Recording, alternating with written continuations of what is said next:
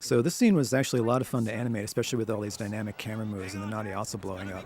And hopefully the humor of the Naughty Otzel statue blowing up distracts you from the fact that there's no reference to the Dark Eco that you just rescued.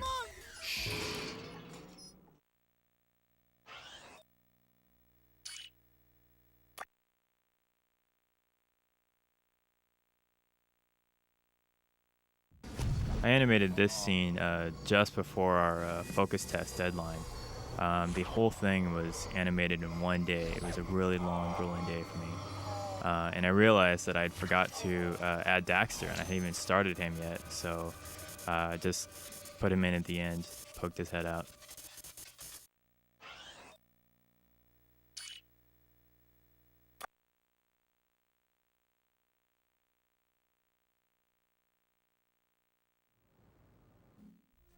This is the first scene I did in the game. I think Torn is actually one of the hardest characters to animate. The way he comes across is very cool, calm, and collected, and but occasionally he'll let out a little aggression or some anger of some sort. And I think those are one of the more exciting times with him. But it's cool to play that balance between cool and rage.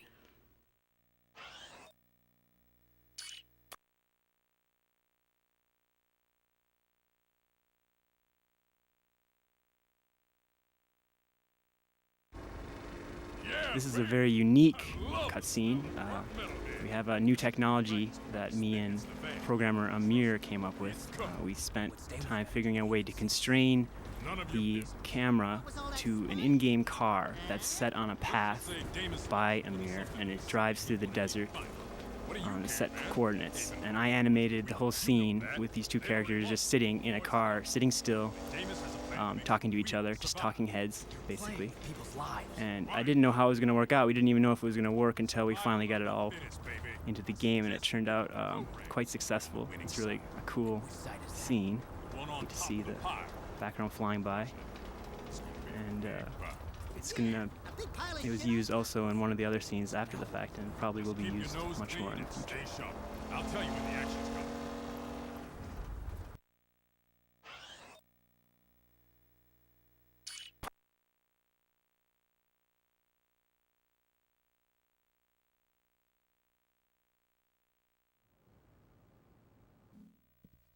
We may have a way to reach freedom. This scene right here was really fun because it was my first time to get to use Jinx, and this is the first time, his first speaking role in the game, so it gave me a chance to really kind of think about what I was going to do with him. So he sounded a little bit like a gangster, so I tried to add that into it a little bit and trying to make him seem kind of really slimy and a greasy type of character. So it was a lot of fun, and I got a chance to do some more gags with Daxter and in the cigar and things like that. So that was a lot of fun as well.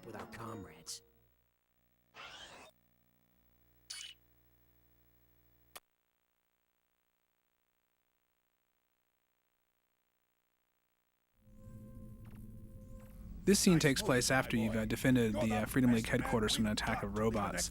One of the most amazing illusions that actually happens here in this process of animating is that these voices of all these actors are often recorded in entirely different places and in entirely different times. I mean, Max Casella's the voice of Dax is recorded in New York. And a lot of these other characters, whether it be Susan Eisenberg, who's the voice of Ashlyn, or Phil Lamar, who is the voice of Viger here, they're done sometimes weeks apart, maybe days apart, but entirely different rooms, never together. And then we cut the whole thing together and cut it as tight as we can, and it gives the illusion of actually actors reacting and talking to each other. Usually. And in fact, in this scene, we have kind of a moment where the scene was spliced incorrectly, and also Ashlyn had a line that was supposed to be recorded here that was missing. And as you can tell here coming up, that the transition's a little rough. So Viger's very angry at them for basically rallying around Jack and defending Jack for the first time, and he's basically giving them a pox on their whole family, and he walks off. And this scene right here, right there, the transition doesn't quite work because Ashlyn was supposed to be saying something else, and the line wasn't there. But that's the peril of it all. But generally speaking, most of the time when you actually cut these things, it all feels like it's all happening right in front of you in real time, which is kind of the beauty and the magic of it all. So here's Pecker talking. He's voiced by Chris Cox. Pecker is a really, really cool character. People really love that. And the character, and Chris Cox has really added this incredible side to him. He's sort of the manic Hispanic, as we say.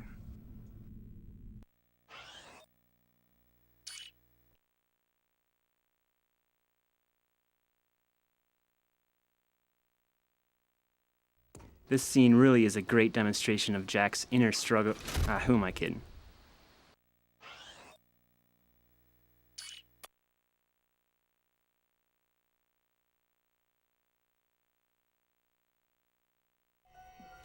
This is the first time that we actually get to see Cyber Arrow.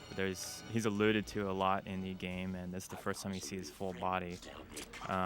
He's the most detailed character we have in this game. He's 20,000 polygons, which I've heard is 10 times more polygons than a full screen of a PS1 game.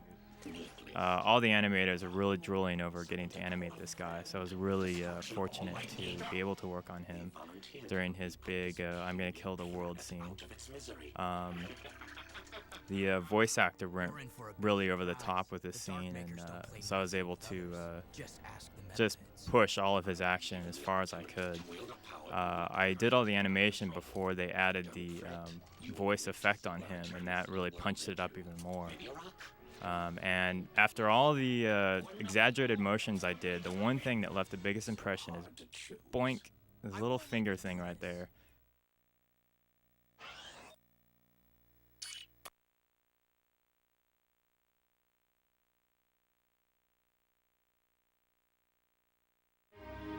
This is sort of the culmination of Seam's character arc.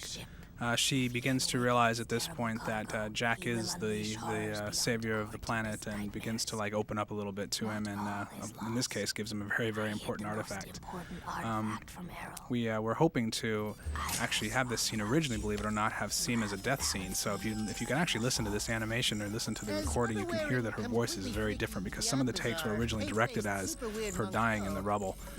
So she's kind of this whisper, almost death. As you can see, Daxter is really funny. He's like my secret weapon. There's an old adage in Hollywood that if you have a boring scene, have somebody run in with a gun. Well, in my case, it's Daxter. I always have him run in. He's perfect. He's my secret weapon.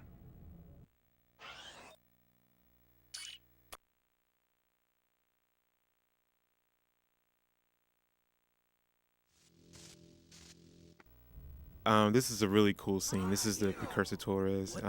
It gave me a chance to really do some quick, snappy animation with Daxter, have a little fun with him and that sort of thing. And Jack just kind of ignoring him and not paying attention to him. And of course, Daxter wants the attention. So I like the scene a lot. It's really cool.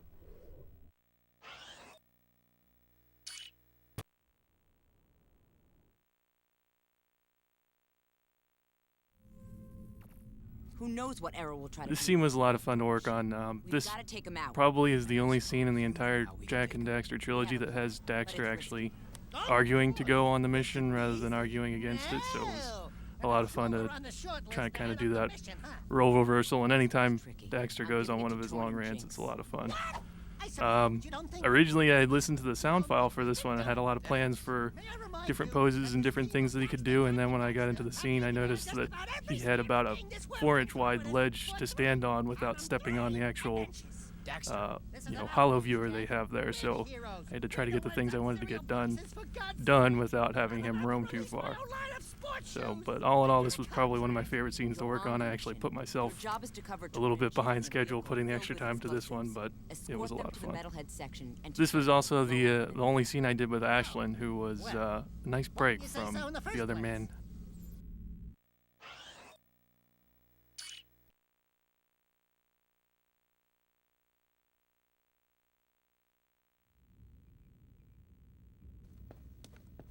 This is one of the toughest scenes I probably had to do. This had a lot of elements to do with it. And in this scene right here, Jack meets up with Pecker in the palace ruins here, and he gets surrounded by the Neo satellites. And it was kind of tough because of a lot of different elements that went into it, especially Jack is supposed to be scared, but since he is the hero of the game, he really can't show that he's afraid. And also coming up here, you see where Damus busts through the door, and there's a lot of effects with the door coming down and the satellites getting blown up and that sort of thing. And just to put that all together and have it mesh well was a very tough thing to do. But I'm pretty happy with the scene. Let's finish this.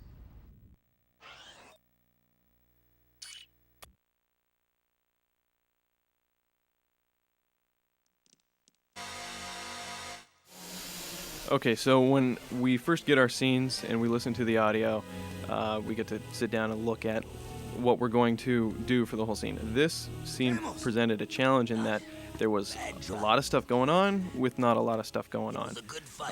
There was, we find out about the father relationship. Damus, slowly dies away, and then Viger shows up, and so what I tried to do, mainly setting up this scene, was just try to figure out the position that they're getting to have this heart-to-heart. I was also kind of constrained by Damus being trapped under a truck, so I couldn't really do a lot of stuff with the cameras. But once I set up the pose, I just really went around and tried to play with all the camera angles to try to get the most emotional response I could, because just the scene is so heavy. That flashback there was actual animation from the kid from Jack 2. And now Viger coming up, he's always really a lot of fun to work with. The readings we get from Phil, who's also the voice of Sig, amazingly enough, are just always great. So, again, we have, them conversing back and forth with just an amount of space in between them. I couldn't really have a lot of action, so I just really had to work with the emotional content back and forth, and just try to play off of that. Okay, so Viger's about to take off, and this posed a challenge for me as well, because Jack's just kind of having to ignore the fact that his dad just died and that he just found that out, and it was kind of hard to bring the emotion back down to get us back into the game and get us on to the next level.